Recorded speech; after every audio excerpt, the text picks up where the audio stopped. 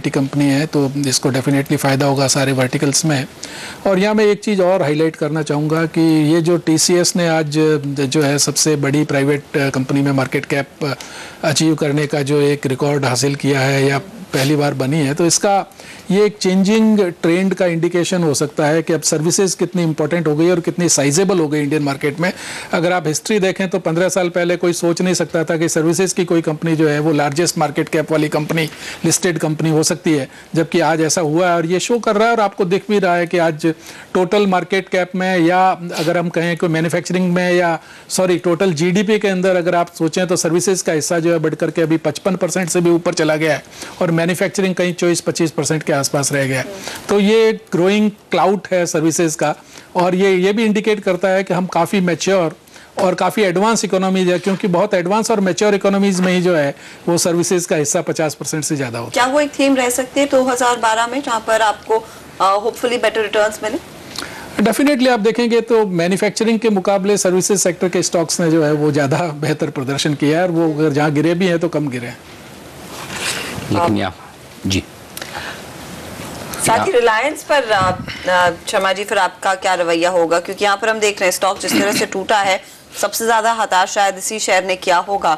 जिस तरह का रिलेशनशिप रहा है स्टॉक मार्केट्स और RIL का, अब यहाँ से आगे क्या कॉल लेना चाहिए? क्या इस शेयर से थोड़ा दूर रहें, पोर्टफोलियो में ना रखें तो शायद बेहतर रहेगा?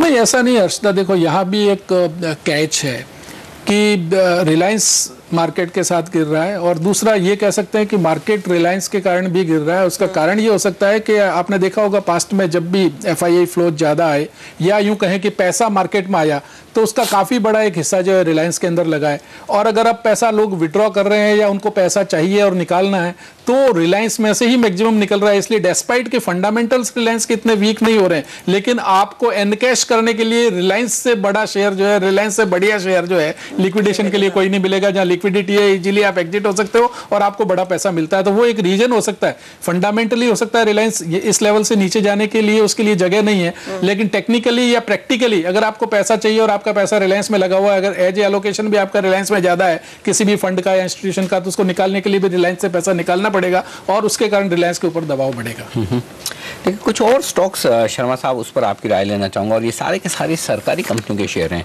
STC 15-16% ऊपर है इस वक्त, MMTC 14% ऊपर है, ड्रेजिंग कॉर्पोरेशन 14% ऊपर है, हिंदुस्तान कॉपर ये भी 14% ऊपर है। ये तो सारे इलिक्विड स्टॉक है, लेकिन लिक्विड स्टॉक्स देखिए PFC, REC 5-6% स्टॉक भी चढ़ चुके हैं। क्या कोई खास वजह दिखती है कि आज साल के आखिर में या सरकार भी मैनेजमेंट कर रही है? एक वो भी कारण हो सकता है कि डोमेस्टिक फंड जो है इनमें बाइंग कर रहे हो, और दूसरा एक ये भी हो सकता है कि ज़्यादातर जो PSU कंपनियां आपने देखा होगा कि काफ़ी कैश रिच हैं और इस माहौल में जो है वो कैश रिच जो चाहे लोग हो, इंस्टीट्यूशन हो, चाहे इंडिविजुअल्स हो, उनकी जो है वो इम्पोर्टेंस अभी ज़्यादा है। तो ज़्यादातर PSU कंपनियां आपने देखा होगा कि काफ़ी कैश पे बैठी हैं और ये एक कारण हो सकता है कि उनके अंदर जो है इंटरेस्ट रहे फंड्स का या institution. Cash is king. Dharmesh ये बताइए, REC और PFC ये दोनों ही काउंटर्स काफ़ी वोलेटाइल, काफ़ी स्विंग देते हैं, ट्रेडर्स को पसंद आने लगे हैं। जनरली ट्रेडर्स सरकारी कंपनियों में ट्रेड कम करते हैं, लेकिन ये दो काउंटर काफ़ी फेवरेट होते हुए दिख रहे हैं और आज अच्छे खासे बढ़ते हुए दिख रहे हैं। 3-3.5% की मजबूती दोनों ही शेयरों में। चार्ट्स क्या कह रहे हैं? क्या आज खरीदने का मौका है तो सोमवार को नए साल की शुरुआत में प्रॉफिट बनता दिखे, ऊपर में बिकेंगे? जी, REC का जहाँ तक सवाल है उसमें काफ़ी अच्छा राउंडिंग बॉटम फॉर्मेशन देखने को मिल रहा है डेली चार्ट और 60 मिनट इंट्राडे चार्ट में, और मोमेंटम ऑक्सीलेटर्स भी इसके पॉजिटिव टेरिटरी में आ चुके हैं। तो यहाँ पर एक अगर देखा जाए तो बाइंग पोजीशन जरूर बनाई जा सकती है BTST के लिहाज से। 154 पे अभी चल रहा है और 145 का एक स्टॉप लॉस करना पड़ेगा। स्टॉप लॉस और वाइड मार्जिन जरूर है, बट जैसा सेटअप है इसमें काफ़ी बड़ा रिटर्न भी देखने को मिल सकता है। अराउंड 170, 68 to 70 के लेवल्स तक ये जाता हुआ दिखता है। तो REC में तो BTST कॉल आपका जरूर बनता हुआ नज़र आ रहा है। PFC एक थोड़ा स्लो परफॉर्मर है, बट इसमें भी सेटअप्स वैसे ही है। इसमें भी अगर डेली चार्ट्स में आप देखें तो एक छोटा सा राउंडिंग बॉटम फॉर्मेशन हुआ है और 60 मिनट चार्ट्स में इसमें मोमेंटम ऑक्सीलेटर्स में एक पॉजिटिव ब्रेकआउट आता हुआ दिख रहा है। तो ये भी BTST के हिसाब से एक बाई कैंडिडेट बनता है। यहाँ पर स्टॉप लॉस छोटा रहेगा, 135 का आपको लेके चलना पड़ेगा और मंडे या ट्यूसडे में इसमें रैली कायम रही तो 142 से 145 तक के लेवल्स आते हुए दिख सकते हैं। PFC और REC दो स्टॉक हैं जो आज खरीद कर आप सोमवार को बेच सकते हैं, होगा मुनाफा REC दोनों में से। ज़्यादा बेटर नज़र आ रहा है। लेकिन यहाँ पर इसी नोट पर लेंगे एक छोटा सा ब्रेक, और ब्रेक के बाद बाजार के आखिरी लेवल्स पर करेंगे फोकस। हफ्ते का, महीने का और साल का आखिरी दिन है, कहाँ होती है क्लोजिंग, इस पर फोकस करेंगे। साथ ही बताएंगे कि स्टॉक 2020 में जो आज 2 मैचेस हुए हैं उनमें हमारे कैप्टन्स का कैसा रहा है प्रदर्शन, इस ब्रेक के बाद।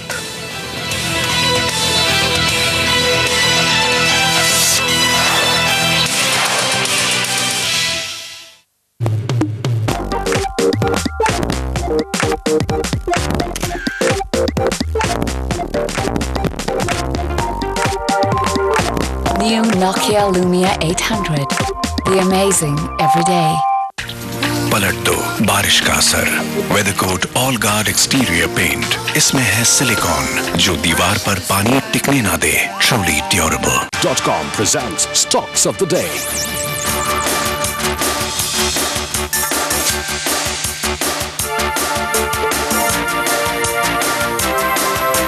Presented by Snapdeal.com. खूबसूरती वो है जो झलके, अहाना तराशे मेरी खूबसूरती। World class designer diamond jewellery from Ahana. Everyone dreams of becoming successful. Everyone wants to be famous.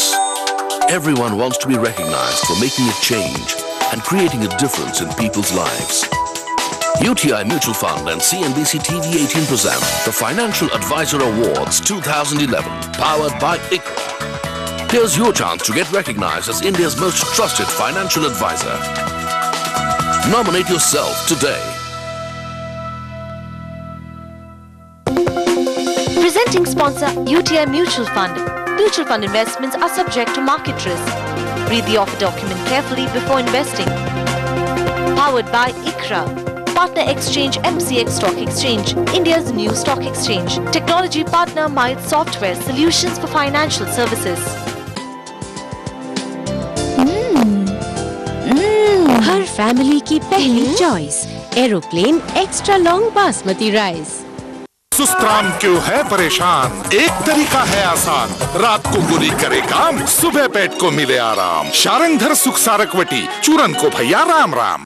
Standard Chartered and CNBC TV 18 present the SME Network, empowering your dreams. Powered by Entrepreneur. Coming soon. Presenting sponsor Standard Chartered. Powered by Entrepreneur. Forever Jewelry, purity यानी mummy certified, भरोसा और सही price यानी पापा certified, और designs तो मेरा certification.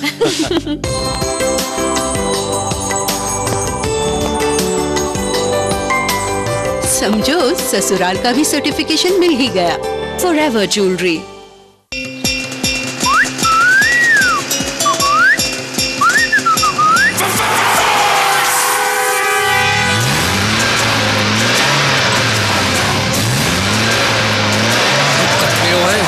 India में सिर्फ फोर्स ही चलता है। Force one, be the force.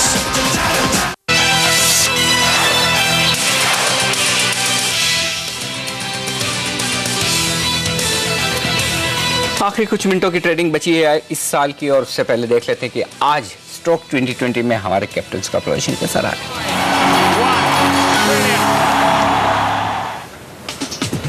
Okay, returns आपकी स्क्रीन पर लेकर आएंगे और देखेंगे यहाँ पर बढ़िया और उम्दा प्रदर्शन किस कैप्टन ने आज कमाया है। आनंद सिंह भी यहाँ पर 1.89% के रिटर्न्स के साथ था, लेकिन बाजी मारी है संदीप ने 1.99% के रिटर्न्स के साथ। तो बहुत ही क्लोज कंपटीशन। स्टॉक्स जहाँ पर आउट परफॉर्मेंस देखा गया, संदीप की टीम में स्पाइस जेट था और यहाँ पर तेजी का आलम अच्छा खासा रहा है, करीब 7% ऊपर वो शेयर। अनिल ने आपको सुबह ही चेताया था कि एस कुमार में प्रेशर रहेगा, स्टॉक आज करीब 1% से ज्यादा टूटा है।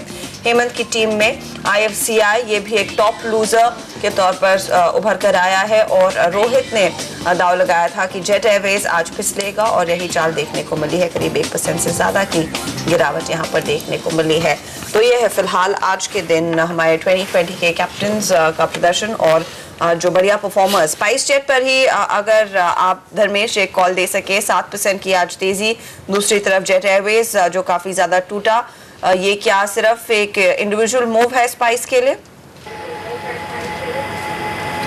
जी हाँ, ये एक इंडिविजुअल मूव है और एक दिन के मूव के हिसाब से अगर पोजीशन इस मार्केट में लेना मेरे लिए काफ़ी ख़तरनाक रहेगा। आई थिंक वेट करना चाहिए, फॉलो बाइंग मिले और वॉल्यूम के साथ अगर बाइंग मिले तभी इस प्राइस रेट में आप पोजीशन बनाने की सोचे। करंट लेवल्स पे मैं कहूँगा कि अवॉइड करना चाहिए, दोनों ही स्टॉक्स को अवॉइड करना चाहिए करंट लेवल्स पे भी। धर्मेश, एस कुमार्स का चार्ट्स देख के बताइए कि क्या हो रहा है यहाँ पर। देखिए आज सुबह से कमज़ोर होता हुआ दिखा था स्टॉक, 2 बजे के आसपास इसने बॉटम बनाया, काफ़ी नीचे लगभग 9-10% नीचे था ये स्टॉक आज के सेशन में 8-9%। और जो रिकवरी हुई है आखिरी 1-1.5 घंटे में वो ज़बरदस्त है और स्टॉक लगभग पूरा नुकसान अपना पूरा कर चुका है।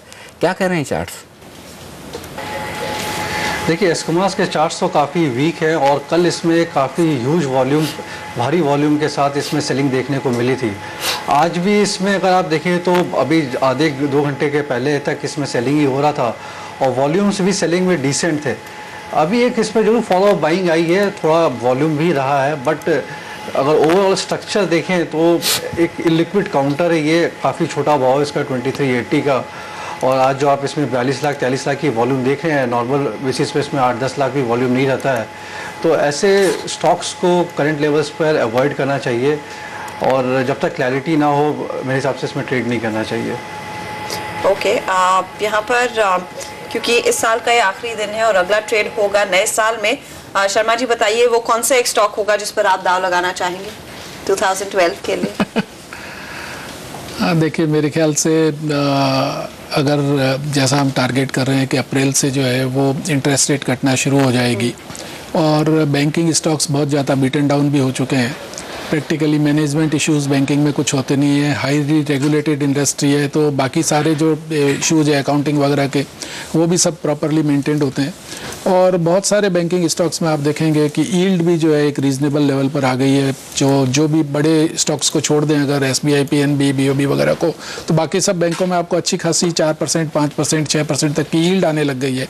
तो अगर आपको यील्ड चाहिए तो आंध्रा बैंक जैसा स्टॉक है जो 5.5 रुपये लास्ट ईयर अर्निंग दी, 80 रुपये का भाव है, तो 5% से ऊपर आपको यील्ड मिल रही है। इसी तरह देना बैंक है या विजया बैंक है। और अगर आप बड़े लेना चाहें तो फिर डेफिनेटली SBI है, बैंक ऑफ बड़ौदा है, ICICI बैंक है, एक्सिस बैंक है, ये सारे बैंक है। मैं समझता हूँ कि बैंकों में आज की तारीख में उनका पैसा डूबने का चांस नहीं है। लोग NPA का मतलब अगर ये लेते हैं कि पैसा डूब गया तो वो गलत है। NPA तो आपका 3 इंस्टॉलमेंट आपकी लोन की रीपेमेंट की नहीं आई तो वो NPA हो गया। लेकिन आज की तारीख में जब से जो है वो नए रूल्स आए हैं रिकवरी के, तब से बैंकों का पैसा जो है वो डूबना बहुत मुश्किल हो गया। और बैंकों का हाँ रिकवरी आगे पीछे हो सकती है, अगर 6 महीना क्लाइमेट इकोनॉमिक का अच्छा नहीं चलेगा, इंडस्ट्री अच्छी नहीं चलेगी या 12 महीना नहीं चलेगी तो पैसा नहीं आएगा, लेकिन उसके बाद में वो वापस गुड जो है एसेट्स हो जाएगी। तो एक तरह से ये एक बैड फेज है, खाली इसका मतलब ये नहीं मानना चाहिए कि NPA हो गया मतलब पैसा डूब गया। जबकि आजकल एक थिंकिंग शायद ये चलती है कि इतने NPA हो जाएंगे मतलब इतना पैसा डूब गया, वो डूबा नहीं है। तो अगर उस चीज़ को हम ध्यान में रखें तो मैं समझता हूँ बैंकिंग सबसे बढ़िया सेक्टर है। अब से लेके मार्च के बीच में हर गिरावट में अच्छे बैंक्स आप एक्वायर करो, अप्रैल से आपको बैंकिंग के अंदर जो है रिकवरी मिलेगी और पूरे उसके बाद में 2012 में बैंकिंग विल आउट परफॉर्म। जी, तो यहाँ पर फिलहाल बैंकिंग शेयरों में धीरे धीरे खरीदारी करने की राह है। वक्त है हमारे दोनों एक्सपर्ट से विदा लेने का। DD शर्मा साहब और धर्मेश शक्मांत, आप दोनों का बहुत बहुत शुक्रिया और आप दोनों को नए साल की ढेर सारी शुभकामनाएं।